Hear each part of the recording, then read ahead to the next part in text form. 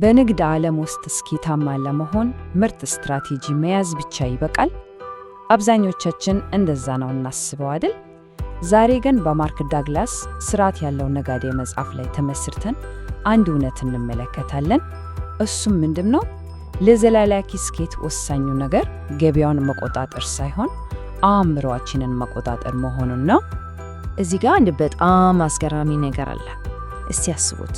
በሌሎች የህይወት ዘርፎች በጣም ስኬታማ የሆኑ ጎበዝ፣ ብልህ ሰዎች ወደ ንግድ ዓለም ሲገቡ ግን ደጋግሞ ይወድቃሉ። ለምንድን ነው? ትርፍ ልክ በእጃቸው የገባ ይመስላል፣ ግን ሾልኮ ያመልጣቸዋል።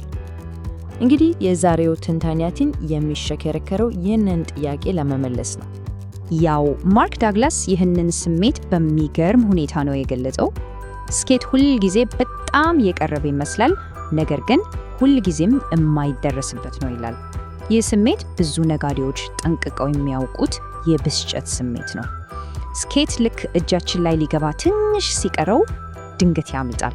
ይሄ በቃ ምን ነው የሚያሳየን? ችግሩ ያለው የተሻለ ስትራቴጂ ፍለጋ ላይ እንዳልሆነ ነው። ችግሩ ሌላ ቦታ ነው፣ በውስጣችን። እሺ፣ ችግሩ ስትራቴጂ ካልሆነ ታዲያ ምንድን ነው? መልሱ የሚገኘው በነጋዴው ፓራዶክስ ውስጥ ነው። እዚህ ጋር ነው ነገሩ የሚገለበጠው። መፍትሄው ገበያውን በተሻለ መንገድ መተንተን ላይ አይደለም፣ በጭራሽ። መፍትሄው አስተሳሰባችንን፣ አእምሯችንን ከመሰረቱ መቀየር ላይ ነው። ስለዚህ ቁም ነገሩ ይሄ ነው። አሸናፊ ነጋዴዎች ከሌሎቹ የሚለየው ምንድን ነው? የተሻለ የትንታኔ ዘዴ ስላወቁ አይደለም፣ በፍጹም። ልዩነቱ የአእምሮ ብቃታቸው ላይ ነው። ገበያው ድንገት ሲገለበጥ ያለ ፍርሃት የመላመድ ችሎታ፣ በስሜት ሳይነጁ ውሳኔ የመስጠት ስርዓት። ቁልፉ ያለው እዚህ ላይ ነው።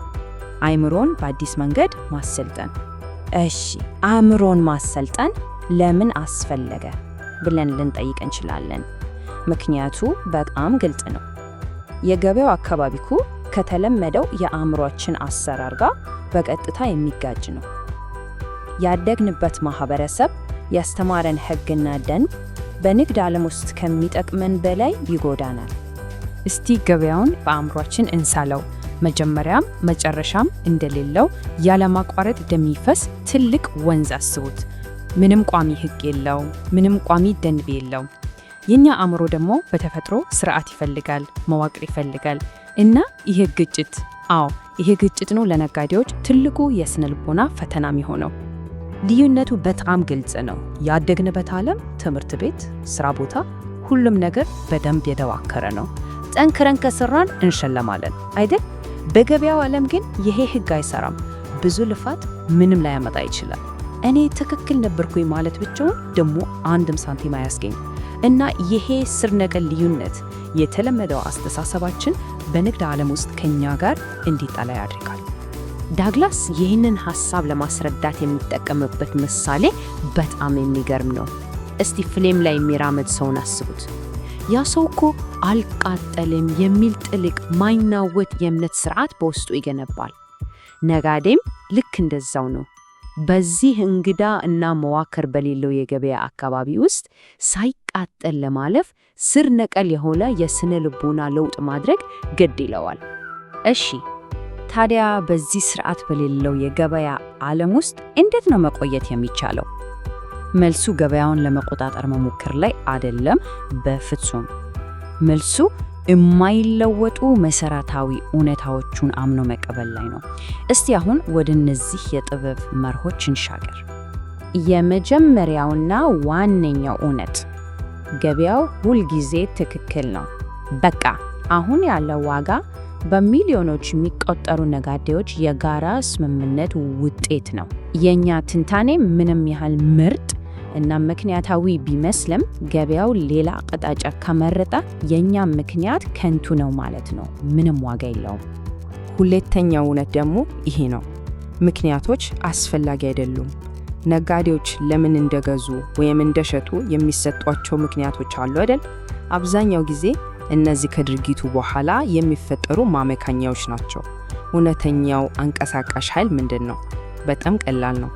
ስር የሰደደው የጋራ ስግብግብነት እና ፍርሃት። ሶስተኛው እውነት ደግሞ ትንሽ ያስፈራል። ገበያው ያልተገደበ የኪሳራ ዕድል አለው። እንዴት? ምክንያቱም ማለቂያ የሌለው ትርፍ የማግኘት ዕድልም ስላለ አእምሯችን ይታለላል። አንድ ነጋዴ ትንሽ ኪሳራን በጊዜ ተቀብሎ ከመውጣት ይልቅ አይ ገበያው ይመለሳል በሚል ከንቱ ተስፋ እዛው ቁጭ ብሎ ትልቅ ኪሳራ ውስጥ ይዘፈቃል። ይሄ ትልቅ የስነ ልቦና ወጥመድ ነው። እና ይሄ ጥቅስ ደግሞ ሁሉንም ነገር ያጠቃልላል። ማርክ ዳግላስ ምን ይላል? የትኛው የበለጠ አስፈላጊ እንደሆነ መወሰን አለብህ፣ ትክክል መሆን ወይስ ገንዘብ ማግኘት? ምክንያቱም ሁለቱ ሁልጊዜ የሚጣጣሙ አይደሉም። ዋው! ዋናው ነጥብ ይሄ ነው። ኢጎ ወይም እኔ ትክክል ነኝ የሚለውን ስሜት ከንግዱ ውጤት ሙሉ ለሙሉ ማላቀቅ። ጥያቄው እኔ ትክክል ነበርኩ ወይ መሆን አለበትም። ጥያቄው ገንዘብ ሰራሁ ወይ የሚለው ብቻ ነው። እሺ፣ ገበያውን መቆጣጠር እንደማንችል አሁን ግልጽ ሆኗል። ታዲያ ብቸኛው አማራጭ ምንድን ነው? እርግጥ ነው ራሳችንን መቆጣጠር። ስለዚህ አሁን ትኩረታችንን ከገበያው ላይ አንስተን ወደ ውስጥ እናዞራለን። ስርዓት ያለው አእምሮን እንዴት ነው የምንገነባው? እስቲ እንመልከት።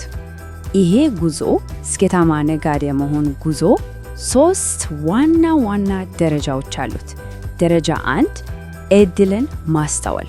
ይህ ማለት ገበያው የሚሰጠውን ምልክት ያለ ምንም ስሜት በንጹህ አእምሮ መተርጎም መቻል ነው። ደረጃ 2 ንግድን መፈጸም። እድሉን እንዳየን ያለ ማመንታት፣ ያለ ፍርሃት እርምጃ መውሰድ። ደረጃ 3 ደግሞ ትርፍን ማከማቸት ነው። ይህ ምናልባት ከሁሉም ከባዱ ሊሆን ይችላል። ያገኘነውን ትርፍ ማስጠበቅ እና ከሁሉም በላይ ስኬት እንደሚገባን በውስጣችን ማመን። እሺ፣ የእነዚህ 3 ደረጃዎች መሰረታቸው ደግሞ 3 ቁልፍ ክህሎቶች ናቸው። የመጀመሪያው የአእምሮ መተጣጠፍ ነው። ይሄ ማለት ገበያው ሲቀየር እኔ ያልኩት ነው ትክክል ብሎ ከመመሸግ ይልቅ ሐሳብን ለመቀየር ዝግጁ መሆን ነው። ሁለተኛው ራስን መቀበል ነው። ያለፈውን ስህተት ይቅር ማለት እና ለሚቀጥለው ንግድ በራስ መተማመንን መገንባት። ሶስተኛው ደግሞ የአእምሮ ጉልበትን ማስተዳደር ነው። ይህ ማለት ትኩረታችንን ከፍርሃት ላይ አንስተን ወደ ተጨባጭ ትንታኔ ማዞር ማለት ነው። እንደምታዩት ነገሩ በሙሉ ውስጣዊ ነው፣ የውስጥ ስራ ነው። እንግዲህ ይህ ሁሉ የውስጥ ስራ በተግባር ሲገለጥ ምን ይመስላል? የዚህ ትንታኔ መደምደሚያ ላይ ስንደርስ ስርዓት ያለው ነጋዴ በዕለት ተዕለት ልምዱ ምን እንደሚመስልና ውጤቱ ምን ሊሆን እንደሚችል እስቲ ጠቅለል አድርገን እንይ። ዋናው ግብ፣ የመጨረሻው ግብ የአስተሳሰብ ለውጥ ነው። ከየት ወዴት ይህ ንግድ 100% ይሰራል ከሚል የፍርሃትና የእርግጠኝነት ጥማት አስተሳሰብ ወጥቶ የዚህ ንግድ የማሸነፍ ዕድሉ ከፍ ያለ ነው ወደሚል የተረጋጋ የይሆናልነት አስተሳሰብ መሸጋገር ነው። ልዩነቱ ይሄ ነው። እና ደግሞ ስርዓት ያለው ነጋዴ ለሚመጣው ውጤት፣ ለማንኛውም ውጤት 100% ኃላፊነት ይወስዳል። ገበያውን መውቀስ ያቆማል። ብቸኛው መቆጣጠር የሚችለው ነገር የራሱ ግንዛቤ እና የራሱ ድርጊት መሆኑን ይረዳል። እና ይሄንን ሲረጋ እጅግ በጣም ትልቅ ኃይል ያገኛል። እንግዲህ የዛሬውን ትንታኔ የምንቋጨው በአንድ ኃይለኛና ወደ ውስጥ እንድናይ በሚያደርግ ጥያቄ ነው። የንግድ አካውንት ውጤት ከገንዘብ በላይ የሆነ ነገር ይነግረናል። እሱ የውስጣችን መስታወት ነው። ስለዚህ ጥያቄው ይሄ ነው። የንግድ አካውንታችን ስለ ዲሲፕሊናችን፣ ስለ ፍርሃታችን እና ስለ አስተሳሰባችን አሁን በዚህ ሰዓት ምን እያለ ነው?